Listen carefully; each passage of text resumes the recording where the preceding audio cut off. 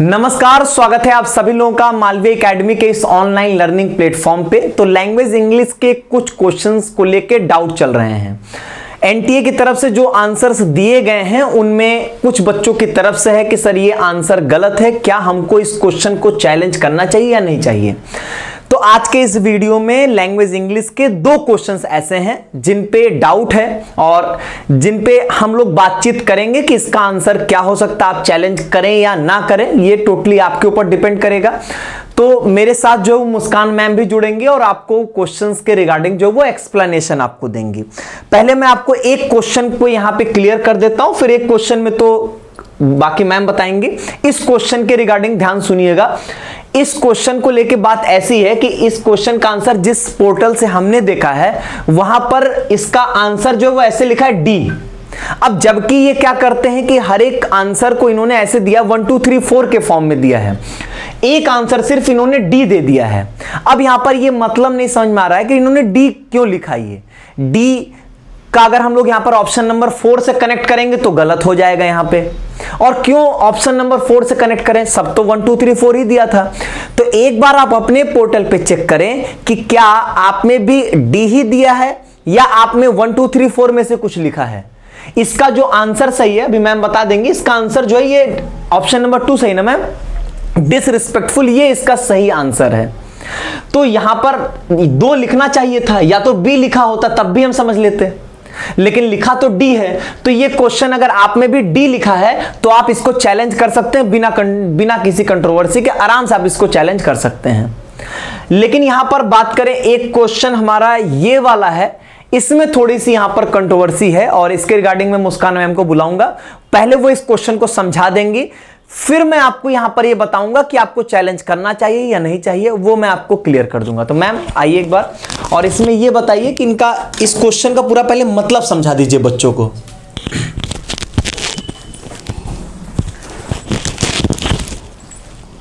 Hello student, sir ने जैसे बताया कि अपने पास 2 क्वेश्चंस ऐसे हैं जिस पे हम क्लेम कर सकते हैं। मैंने क्या कहा, कर सकते हैं। देखिए ये क्वेश्चन जो आपके सामने है इसमें लिखा है at first workers were agreeable to the proposals of their manager but later they were reconciled to the new proposals. और आपको बोला गया है कि जो अंडरलाइन वर्ड है इसका अपोजिट बताना है। ठीक है, अकॉर्डिंग टू एनटीए जो राइट आंसर है वो आपका A1 है और जो आंसर गया है वो है आपका B।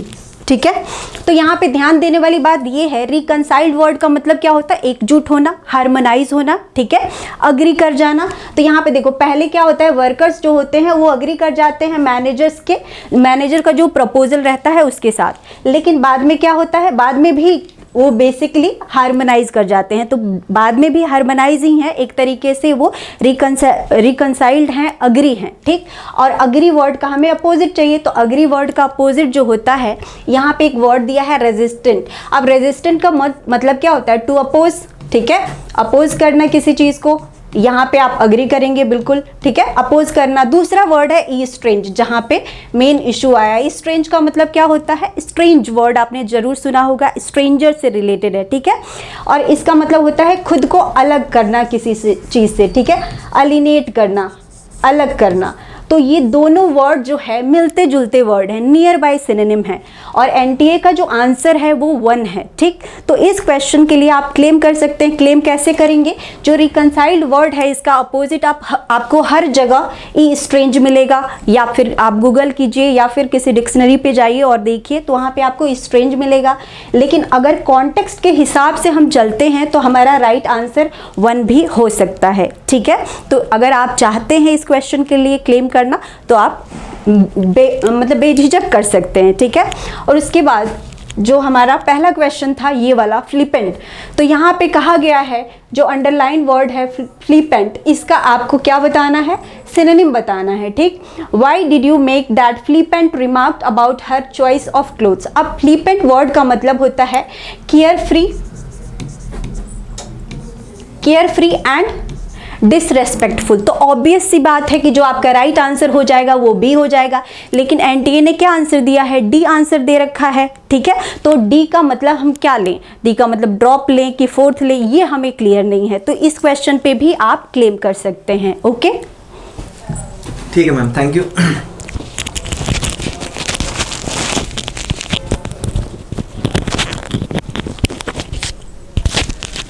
तो बच्चों देखो, मैं आपको एक बात समझा देता हूं। देखो ये वाला क्वेश्चन तो एकदम क्लियर है, इससे तो कोई दिक्कत नहीं है।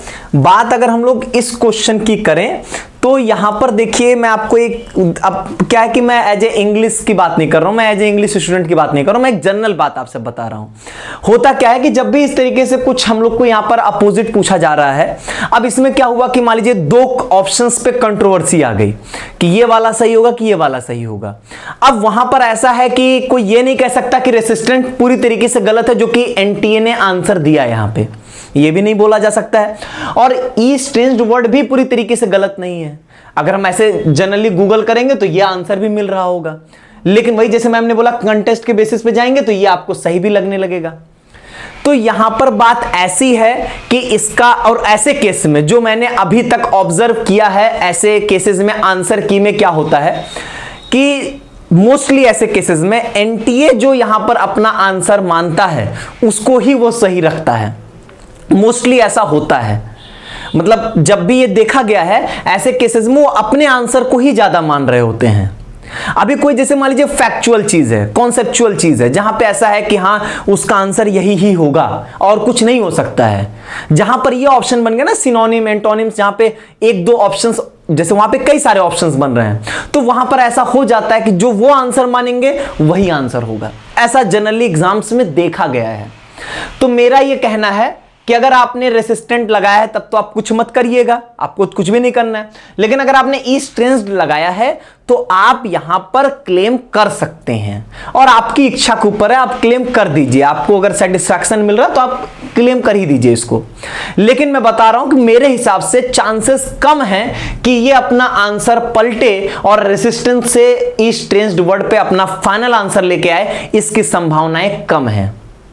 जैसा कि मैं अक्सर, जो भी मेरा ऑब्जर्वेशन है पुराने एग्जाम्स और बाकी चीजों को लेके, बाकी आपके ऊपर डिपेंड करता है, आप चाहो तो करो और नहीं चाहो तो आप चैलेंज ना करें। ठीक है, यही सारी बातें, और बाकी कुछ भी इंग्लिश के पेपर में और किसी चीज में कोई डाउट नहीं है यहाँ पे। ठीक है, चलिए, बाकी और अगर आपकी कोई प्रॉब्लम है तो कमेंट बॉक्स में बताइएगा, किसी और भी सब्जेक्ट को लेके तो क्लियर कर दिया जाएगा। बहुत बहुत धन्यवाद।